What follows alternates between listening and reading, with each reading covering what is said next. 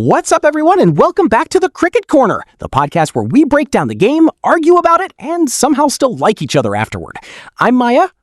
And I'm Derek. Today we are getting into it over one of South African cricket's most talked about names right now, Garrett Anderson.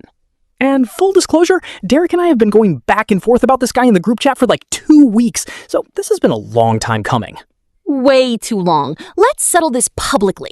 Let's do it. All right, so for listeners who maybe haven't been following South African cricket closely, Garrett Anderson is a young fast bowler who's been making serious noise, raw pace, real aggression, and the kind of presence on the field that you just can't coach. Okay, I'll give you that. He walks onto that field and looks the part. But Derek, looking the part and being the part are two completely different things. Here we go already. Now listen, first impressions matter in cricket analysis. When you watch him bowl, there's something exciting there. But excitement doesn't win test matches.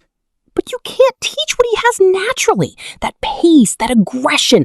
Guys spend their whole careers trying to develop what he already has at his age. Age. You're going to play the age card this early? It's not a card, it's a fact. Context matters. Okay, fine. Context noted. But let's actually dig in. So let's talk about what he actually does on the pitch. The man is regularly hitting 145 kilometers per hour. That's pushing 90 miles per hour for our American audience.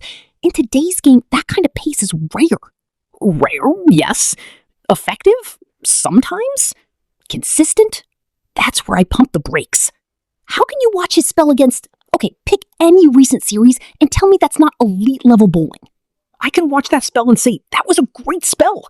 But one great spell does not a great bowler make. Where's the line and length discipline? Where's the ability to bowl teams out on flat pitches when the ball isn't swinging? You're describing what a 30-year-old veteran brings. He's still developing that.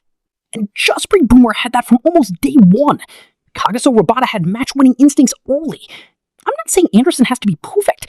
I'm saying the bar for future great should be higher than throws it fast sometimes. That's a little unfair and you know it. Is it though? Because the hype around this guy is enormous. And when the hype is that big, the scrutiny should match it. Okay, let's talk about his franchise cricket performances then. Because if you watched him in the IPL is not the same as Test cricket. I didn't say it was, but performing against